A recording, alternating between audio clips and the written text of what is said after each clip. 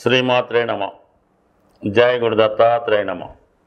ఈ వీడియోలో మనం మకర రాశి వారికి ఆగస్టు 16 నుంచి 31వ తారీఖు మధ్యలో జరగబోయే అదృష్ట ఫలితాలు తెలుసుకునే ప్రయత్నం చేద్దాం. మకర రాశికి శని అధిపతి అవుతూ ఉంటాడు. అటువంటి శని భగవానుడు తృతీయ స్థానంలో ప్రస్తుతం వక్ర గమనంలో ఉండడం వల్ల అత్యంత బలవంతుడై కొత్త ప్రయత్నాలు ప్రారంభించడం జరుగుతూ ఉంది. చేస్తున్నటువంటి వృత్తితో పాటు వేరే మార్గం ద్వారా ధనం సంపాదించాలి, మనల్ని మనం అభివృద్ధి పరుచుకోవాలనే ప్రయత్నంలో ఎక్కువ కష్టపడడం జరుగుతూ ఉంటుంది.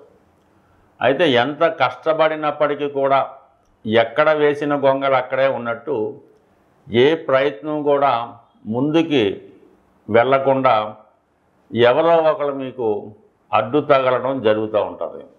ఇది మీకు చాలా అసహనాన్ని, ఇబ్బందిని కలిగించే అవకాశం ఉన్నది. మీకు చాలా ఆత్మీయులు, మీ రక్త సంబంధీకులు లాంటి వాళ్ళే మీ యొక్క అభివృద్ధిని నిరోధించాలనే ప్రయత్నాలు జరుగుతూ ఉంటాయి.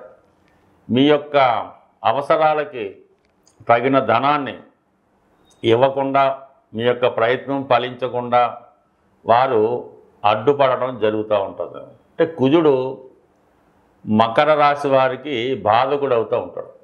చతుర్థాధిపతిగా, లాభాధిపతిగా బాధకుడు అంటే మీకు ఒక విధంగా మాతృస్థానానికి సంబంధించినటువంటి తల్లిదండ్రులు బంధువులు అవ్వచ్చు, లాభస్థానం అవ్వటం వలన మీకన్నా ముందు పుట్టిన వారు అవ్వచ్చు. వీటన్నిటికీ కూడా కుజుడు ప్రాతినిధ్యం వహిస్తూ ఉంటాడు. సహజంగా మన బ్లడ్ రిలేషన్స్ అందరూ కూడా కుజుడు కారకత్వం వహిస్తుంటాడు. అటువంటి కుజుడు శత్రుస్థానం నుంచి మీ యొక్క రాష్ట్రాధిపతి శనిని వీక్షించడం వల్ల మీరు చేసే ప్రయత్నాలకి అనేక రకాలుగా ఆటంకాలు ఎదురవడం జరుగుతూ ఉంటుంది. సో అందువలన చేస్తున్న ప్రయత్నంకి ఆటంకాలు ఎదురైనప్పుడు కొద్దిపాటి విరామాన్ని మీ ప్రయత్నాలకు ఇచ్చి మళ్ళా కొద్ది రోజులు పోయిన తర్వాత మీ ప్రయత్నం ప్రారంభిస్తే అది సక్సెస్ అయ్యే అవకాశం ఉన్నది. అంటే ఎప్పుడు ప్రారంభిస్తే బాగుంటుంది? ఆగస్టు 20వ తారీఖు తర్వాత మళ్ళా మీరు మీ యొక్క కొత్త ప్రయత్నాలు ప్రారంభిస్తే మీ పనులు సక్సెస్ అవుతాయి, ఆర్థిక సహకారం లభిస్తుంది. దానికి ప్రధాన కారణం శుక్రగ్రహం. మకర రాశి వారికి శుక్రుడు యోగకారకుడు అవుతూ ఉంటాడు. అటు పంచమ దశమాధిపతిగా, మరి అటు లక్ష్మీ విష్ణు స్థానాలకి ఆధిపత్యం వహిస్తూ లక్ష్మీనారాయణ యోగప్రదుడైనటువంటి శుక్రుడు ప్రస్తుతం శనికి కేంద్ర దృష్టిలో ఉంటూ 20 తారీఖు తర్వాత కోణ దృష్టిలోకి రావడం, అలాగే మకర రాశి వారికి భాగ్యాధిపతి అయినటువంటి బుధగ్రహంతో కలిసి ఈ రెండు గ్రహాలు కూడా సంయుక్తంగా మీ యొక్క మకర రాశిని వీక్షించడం జరుగుతూ ఉంటాయి. అంటే మకర రాశిని చూస్తే శనిని కూడా చూసిన ఫలితం జరుగుతుంది. కాబట్టి మీ యొక్క ప్రయత్నాలు ఏదైనా ఆగస్టు 20 తర్వాత అవి సక్సెస్ అయ్యే అవకాశం ఉంది. అంతవరకు మీ యొక్క ప్రయత్నాలు కొద్దిగా వేగం తగ్గించి నిదానంగా వ్యవహరించడం మంచిది. అలాగే వివాహ సంబంధించిన విషయాల్లో ఈ మధ్యకాలంలో మీరు చేస్తున్నటువంటి ప్రతి ప్రయత్నం కూడా వాయిదా పడడం జరుగుతుంది. ఈ వివాహ ప్రయత్నాలు కూడా మీకు ఆగస్టు 20 తర్వాత చాలా వరకు సక్సెస్ అయ్యే అవకాశం ఉంది. మీరు ప్రేమ వివాహం అయినా, పెద్దలు కూర్చున్న వివాహం అయినా అది చాలా వరకు ఆగస్టు 20 తర్వాత ఒక కొలిక్కి రావడం, వివాహ విషయంలో ఒక నిర్ణయానికి రావడం జరిగే అవకాశం ఉంది. సో ఏదైనా ఇది ఒక మంచి ఫలితం. ఇక రవి మీకు ఈ ఆగస్టు 16న అష్టమ స్థాన ప్రవేశం వల్ల అధికారుల వల్ల ఇబ్బందులు, వేధింపులు జరిగే అవకాశం ఉన్నది.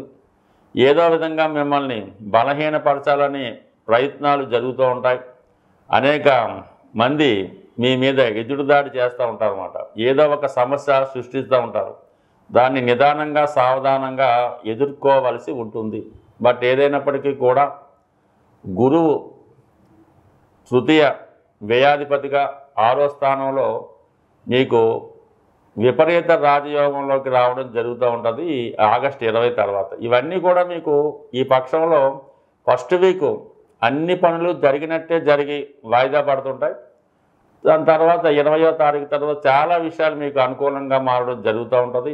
ఆర్థిక పరంగా వెలుసుబాటు లభిస్తూ ఉంటుంది. మరి కుజుడు మీకు ఒక విధంగా వ్యయస్థానాన్ని వీక్షించడం వలన ఏదో విధంగా మీరు స్థిరాస్తిపై ఉన్నటువంటి సమస్యలు పరిష్కరించుకుంటారు.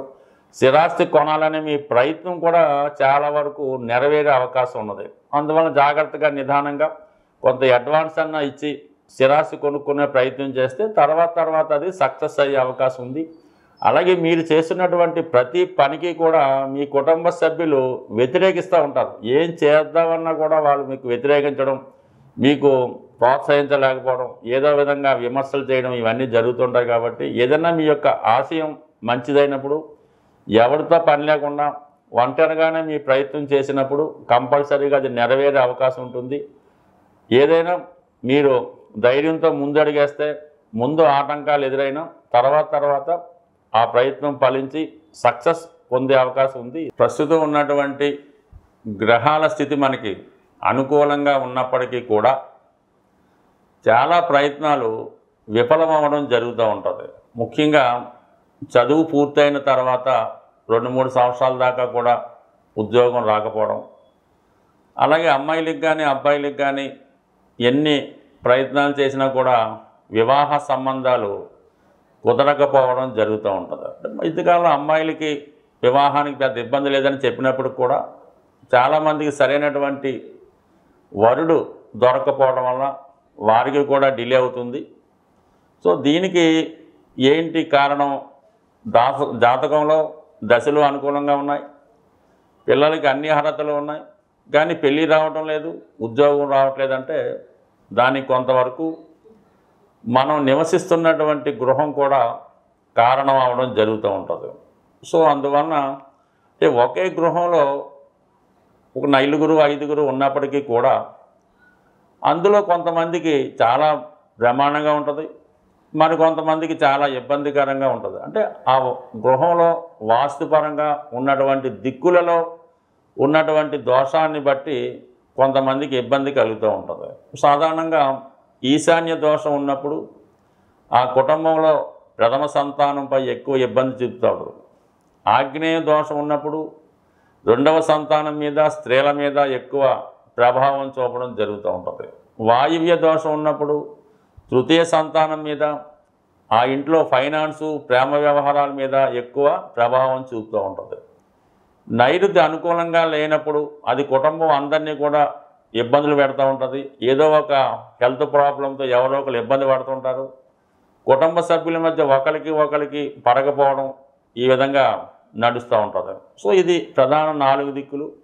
అలాగే మొత్తం ప్రస్తుతం గతంలో 8 దిక్కులుగా విభజించేవారు. అంటే తూర్పు, పడమర, ఉత్తర, దక్షిణం, ఈశాన్యం, వాయువు, నైరుతి, ఇలాగా 8 దిక్కులు. దీన్ని ఇప్పుడు మళ్ళా కొద్దిగా ఆధునిక వాస్తు ప్రకారం ఈ 12 దిక్కులుగా విభజించి మరీ సూక్ష్మంగా విభజించడం జరుగుతుంది. అంటే 360 డిగ్రీలు ఉన్నటువంటి మన గృహాన్ని ప్రతి 30 డిగ్రీలకి విభజించి ఎక్కడ ఏ సమస్య ఉంటే ఏ ప్రాబ్లం ఉంటుంది, దాన్ని ఏ విధంగా సవరించాలన్నది ప్రస్తుతం ఆధునిక వాస్తు ప్రకారం పరిశీలించడం జరుగుతూ ఉంది.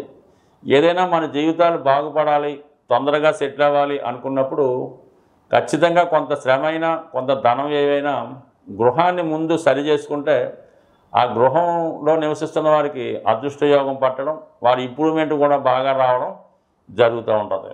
సో దానివల్ల ఏంటంటే మీకు అన్నీ బాగున్నా కూడా ఇటువంటి సమస్యలు ఎదురవుతున్నాయి. ముఖ్యంగా పెద్దవాళ్ళకి హెల్త్ ప్రాబ్లం, పిల్లలకి పెళ్లి ప్రాబ్లం, కొంతమందికి వ్యసనాల వల్ల ధనాన్ని పోగొట్టుకోవడం, ముఖ్యంగా అప్పు తీరకపోవడం.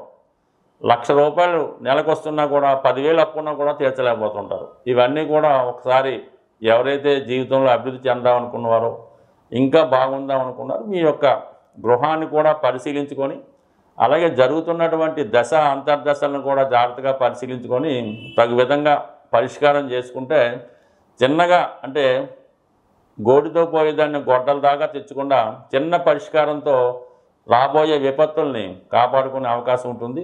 సో ఏదైనా వాస్తు అన్నది సరి చేసుకోవాలి తప్ప యంత్రాలతోనో తాయెత్తులతోనో బొమ్మలతోనో వాస్తు ఎప్పుడు కూడా సరవదు.